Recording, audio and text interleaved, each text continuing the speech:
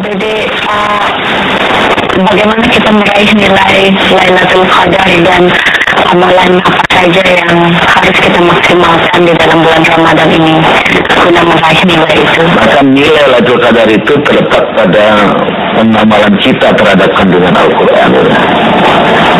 Dan oleh karena itu bulan suci Ramadan yang disediakan sebagai bulan pelatihan ini bisa bersifat semacam kita ingin mencari Lailatul Qadar itu, atau tanpa kita peduli ada Lailatul Qadar atau tidak pada Ramadan setiap tahun itu, tapi kita beribadat kepada Allah dengan sungguh-sungguh, dengan penuh keimanan, dengan penuh pengharapan akan balasan dari Allah Subhanahu wa Ta'ala, ya.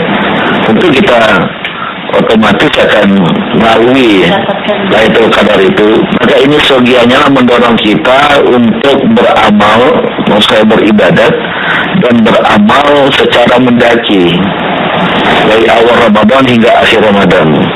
Kami berpendapat begini, bahwa Lailatul Qadar itu sebenarnya orang yang mendapatkan Lailatul Qadar itu adalah setelah bulan Ramadan itu dia kemudian makin bagus, dia punya ibadah, pokoknya makin bertambah. Itu bagaimana menurut diri? Ya, saya kira benar. Sudah pernah kita bahas di ruang ini pula, bahwa nilai dari ibadat-ibadat itu akan terjelma pada saat masa pasca ibadat. Karena ibadat itu hanya jalan, bukan tujuan akhir. Karena ibadat sebagai jalan, bukan tujuan akhir. Selesai kita menunaikan sholat dengan salam ke kanan ke kiri, itu adalah awal. Dan salam itu sendiri adalah deklarasi atau proklamasi bagi kita, seorang yang sedang menunaikan sholat, untuk menunaikan nilai-nilai sholat di luar sholat. Begitu pula, ya, takbir yang kita dengungkan begitu kita melihat hilal Syawal. Kita menyaksikan, mengetahui kedatangan hilal Syawal, berarti berakhirlah Ramadan, ya, dengan sebuah suasana kebatinan yang sedikit paradoks. Mungkin pada satu sisi kita sedih, ya, tapi pada sisi lain kita bergembira karena menyambut hari kemenangan Idul Fitri. Maka kita bertakbir sebagai lambang dari kemenangan. Allahu Akbar walillahil hamd itu, gitu. Nah, ini menunjukkan, ya, bahwa Lebaran dalam bahasa Indonesia itu bukan kemudian bubaran, tetapi adalah permulaan dari masa kita menunaikan nilai-nilai Ramadan di luar Ramadan. Maka betul tadi 11 bulan akan tiba itu adalah fase pembuktian, fase kita memberikan kesaksian bahwa nilai Ramadan tahun ini akan kita jelmakan pada 11 bulan akan tiba. Kita pertahankan pada tingkat tertentu. Begitu Ramadan akan datang, Ramadan yang akan datang lagi, kita naikkan lagi. Itu saya sebut jalan mendaki di dalam beragama. Tapi itu sangat memerlukan stamina yang prima, ya, selain semangat juga, ya. Biasanya malah kebanyakan umat tuh mengundur ketika setelah Lebaran juga kemudian kembali ke kebiasaan lamanya, sholat tepat waktu. Ya, itu memang sangat memprihatinkan. Kita tidak mampu mempelajari di Ramadan. Idealnya sebagaimana yang saya katakan tadi, biasa kita berkemampuan, ya, 6 bulan. Ada yang hanya sanggup 3 bulan, ada yang sebulan, seminggu.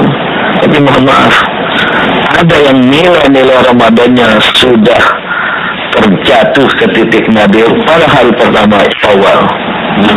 Ketika Idul Fitri, ada banyak makanan yang lezat, tidak mampu menahan diri, padahal sebulan pun sudah berarti imsak untuk bisa menahan diri, kan.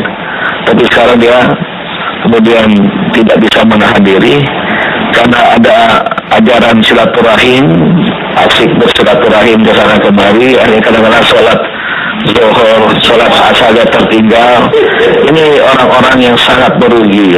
Pembalasan katanya, wah ini udah sekarang berarti dia beragama menganggap Ramadan dengan segala ibadat di dalamnya sebagai siksaan, sebagai beban. Dan sekarang dia merasa terbebaskan dari beban itu, sudah dia merasa merdeka. Dan merdeka juga untuk melakukan segala sesuatu. Ini bertentangan dengan cara kita sesungguhnya secara sejati meraih nilai Lailatul Qadar tadi.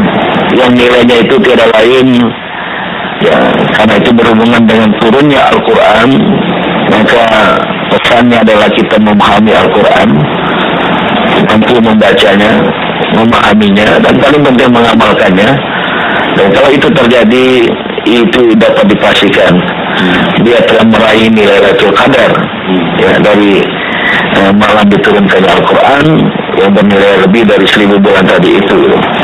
Nah, yang kedua, kemampuan untuk mempertahankannya. Ini sungguh berat. Karena iman itu bertambah dan berkurang, pernah juga kita bahas di ruang ini. Dan kemudian tantangan di sekitar kita itu sangat banyak sekali. Apalagi sekarang tantangannya tidak sesederhana yang mungkin pada waktu lalu. Semakin kompleks, semakin rumit, ya.